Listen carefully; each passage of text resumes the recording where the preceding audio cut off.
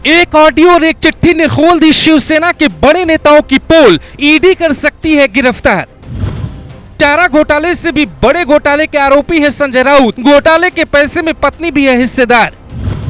कंगना की बद्दुआ उद्धव को लगी। सपना का श्राप संजय राउत को बर्बाद करने वाला है। मोदी को हिटलर बताने वाले, शाह को सदन में ललकारने वाले और कंगना को हरामखोर बोलने वाले संजय राउत सबसे बड़ी मुसीबत में फंस गए हैं। 1034 करोड़ के घोटाले में संजय राउत के घर ईडी ने पहले छापा मारा और फिर राउत को हिरासत में लेकर चली गई। हम आपको बताएं कि ये घोटाला कितना बड़ा है। इससे पहले सुनिए कि ईडी को छापेमारी के दौरान ऐसा क्या मिला कि ईडी के अधिकारी भी हैरान हो गए। रविवार करीब 7 बजे ईडी के अधिकारी संजय राउत के आवास पे छापा मारने पहुंचे। 12 अधिकारियों ने राउत के 3 ठिकानों पर करीब 9 घंटे तक छापा मारा। पुलिस के भांडूप वाले बंगले पर संजय राउत हाथ हिलाते दिखे। इस दौरान उनके विधायक भाई सुनील राउत किसी से फोन पे बात करते नजर आए, लेकिन मदद के लिए कोई नहीं आया। आखिर में ईडी ने संजय राउत को हिरासत में ले लिया। अंदर जब छापेमारी चल रही थी तो बाहर संजय राउत के समर्थक धरने पर बैठे थे। खुद संजय राउत ने ट्वीट कर लिखा कि मर जाऊंगा लेकिन समर्पण नहीं करूंगा।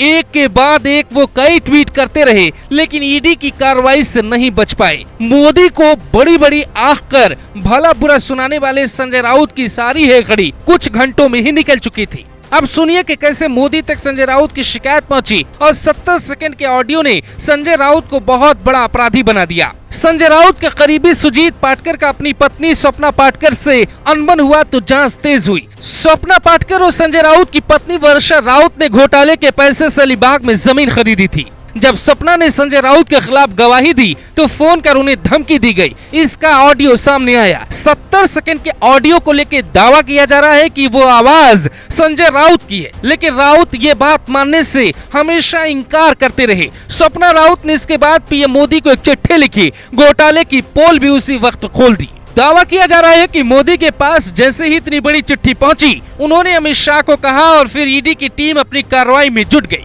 जांच में पता चला कि संजय राउत के अलावा उनकी पत्नी और बेटी भी इसमें शामिल है। पात्रा चावल घोटाला आम लोगों की गाढ़ी कमाई लूटने का घोटाला है।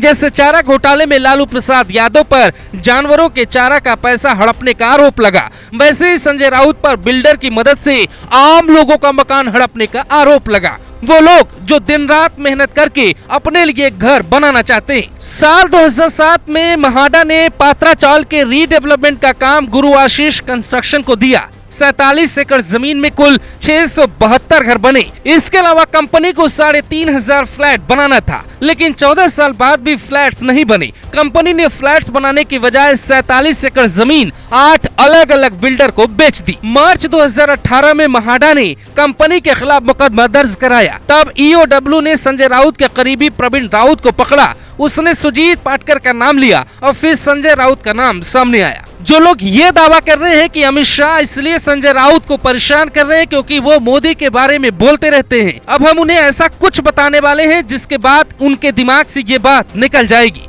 ईडी की जांच में ये भी पता चला कि सुजीत पाटकर की वाइन ट्रेडिंग कंपनी में संजय राउत की बेटी पार्टनर है। अब इसकी भी जांच हो सकती है। इसके अलावा संजय राउत की पत्नी ने घोटाले के पैसे से 55 लाख में दादर में एक फ्लैट खरीदा था। मतलब संजय राउत के बाद अब ईडी का शिकंजा उनकी पत्नी और बेटी पे कस सकता है। जो लोग इसे सियासत के नजरिए से देखते हैं वो ये भी कह सकते हैं कि पहले उद्धव की सरकार गिराई, फिर संजय राउत को जेल में डालेंगे ताकि उद्धव की शिवसेना पूरी तरह खत्म हो जाए और एकनाथ शिंदे शिवसेना पे पूरी तरह कब्जा संभाले। लेकिन जो दूसरे चश्मे से देखेंगे उन्हें पता चलेगा आम लोगों और गरीबों का पैसा हड़पने वाले संजय राउत को कभी भी माफ नहीं करना चाहिए। खास बात यह है कि जब संजय राउत के घर ईडी की टीम छापा मार रही थी तो एकनाथ शिंदे दिल्ली में थे। लोगों को लगा कि वो मोदी और शाह के साथ बैठकर महाराष्ट्र की सियासत में बड़ा भूचाल लाने की कोशिश कर रहे हैं, लेकिन ईडी अपना काम कर रही है। लोगों का दावा ये तक है कि शाह ने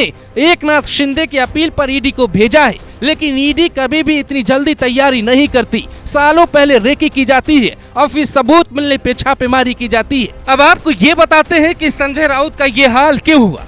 कहते हैं कि सभी से दुश्मनी एक साथ नहीं लेनी चाहिए। सरकार से, मोदी से, शाह से, संजय राउत ने हर किसी से दुश्मनी तो ले ली, बचे हुए विधायकों को ये तक कह दिया कि वो लाश बनकर महाराष्ट्र पहुंचेंगे, जिसके बाद महाराष्ट्र से लेकर दिल्ली तक सभी नेता संजय राउत से नाराज हैं। उनके भाई फोन कर अपील कर रहे थे मदद करो, लेकिन एक भी व्यक्ति उनके मदद के लिए सामने नहीं आया। इसीलिए सियासत में कुछ दोस्त तो कुछ दुश्मन जरूर होने चाहिए। Bureau report, global Bharat TV.